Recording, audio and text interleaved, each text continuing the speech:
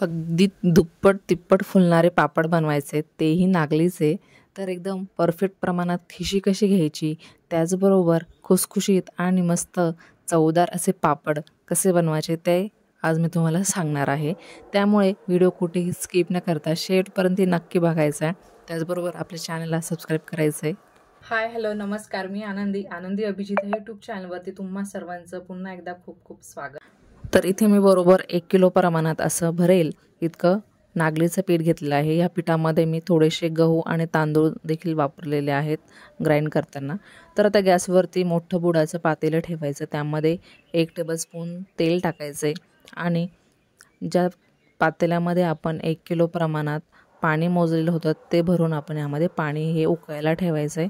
तर आता बघूया पापड खार किती घ्यायचा आहे. तर 1 किलो प्रमाणासाठी परफेक्ट असा 30 ग्रॅम पापड खार इथे मी घेतलेला आहे.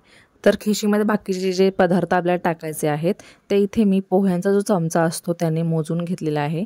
2 चमचे जिरेपूड घेतलेली आहे. तुम्ही कुठलाही पोह्यांचा चमचा किंवा आपला मोठा चमचा असतो तो वापरला तरी देखील चालेल. त्यानंतर 2 चमचे मीठ घेतलेलं आहे. 1 ते 1.5 चमचा तीळ घेतलेली आहे आणि अर्धा चमचा मी हिंग घेतला आहे. त्यानंतर इथे मी अर्धा चमचा डिंक घेतलेला आहे. जितक्या प्रमाणात तुम्ही हिंग घेतला आहे त्याच प्रमाणात इथे मी डिंक घेतलेला आहे. तर आपण जे पाणी उकळायला ठेवलेलं होतं त्या पाण्यामधलं 200 ते 300 ml पाणी बाहेर काढून घ्यायचं आहे आणि ते पाणी झाकून ठेवायचं जेणेकरून ते थंड होणार नाही. आता पाण्याला मस्त उकळी आलेली आहे. तर आपण जे मोजून घेतलेले पदार्थ आहेत ते यामध्ये मिक्स करून घ्यायचे आणि परत आता यामध्ये झाकण ठेवून याला व्यवस्थित उकळी देऊन घ्यायची आहे. तर तुम्हाला मी उकळी दाखवते कशा प्रमाणात उकळी आलेली हवी.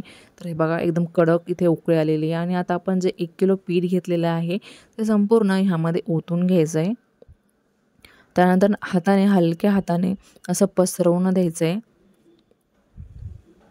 तर 5-1 मिनटं झाले की लाटण्याने त्याला असे होल करून घ्यायचे जेणेकरून त्यामध्ये कुठल्याही प्रकारचा एअर राहणार नाही आणि जे उकळलेलं पाणी आहे ते अगदी इझिली सगळीकडे मस्त पसरलं जातं. आता इतकी प्रोसेस झाली की हे परत आपल्याला 10 ते 15 मिनिटांसाठी झाकून ठेवायचं आहे. आता बरोबर 10 ते 15 मिनिटांनंतर तुम्ही बघू शकता की एकदम परफेक्ट असं प्रमाण आपलं झालेलं आहे. तुम्ही म्हणाल की पाणी जास्त झालेलं आहे, पण तुम्ही जशी खिशी घ्याल तुम्हाला समजेल की एकदम परफेक्ट असं प्रमाण आहे. आपण 1 किलो ज्या भांड्याने मोजलेलं आहे त्याच भांड्याने मी तितकंच पाणी घेतलेलं आहे खिशीसाठी. तर अशा पद्धतीने लाटण्याने सर्वीकडनं आपण त्याला मस्त मिक्स करून घ्यायचं आहे जेणेकरून परफेक्ट असं पाणी सगळीकडे मिक्स होईल. कुठेही कोरडं पदार्थ राहणार नाही, कुठेही कोरडं पीठ राहणार नाही. मस्त ओली अशी खिशी आपली तयार होईल. गरमागरम खिशी अशी तयार होते. तर तुम्ही नक्की ही प्रोसेस फॉलो करायची. एकदम खुसखुशीत आणि मस्त चवदार असे पापड होतील. आता हे मिक्स करत करत तुम्हाला जर वाटत असेल की पाणी कमी पडतं आहे तर आपण जे पाणी काढून ठेवलेलं होतं 1 ग्लास ते पूर्ण पाणी यामध्ये ओतून घ्यायचं आहे. पाणी हे गरमच असणार आहे. शक्यतो 1 किलो प्रमाणात हे परफेक्ट पाण्याचं प्रमाण आहे. जितकं तुम्ही पाणी घेतलं आहे तितकंच पीठ घेतलेलं आहे किंवा जितक्या साईजचं भांड्यामध्ये तुम्ही 1 किलो प्रमाणात पीठ हे घेतलेलं आहे तितक्याच भांड्यामध्ये किंवा त्याच भांड्यामध्ये तुम्ही पाणी हे उकळायला ठेवायचं आहे.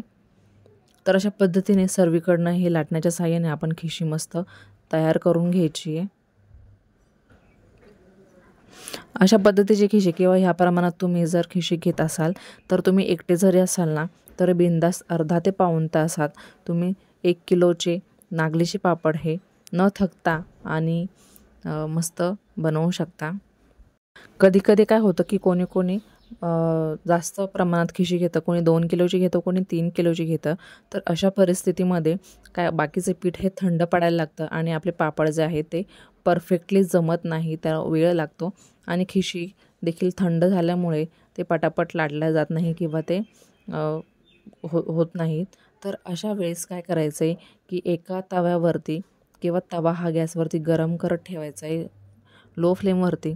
त्यानंतर आपण जी खिशी घेतलेली आहे त्यावरती कॉटनचा कपडा टाकून थोडंसं पाणी टाकून हे झाकून ठेवायचं आहे.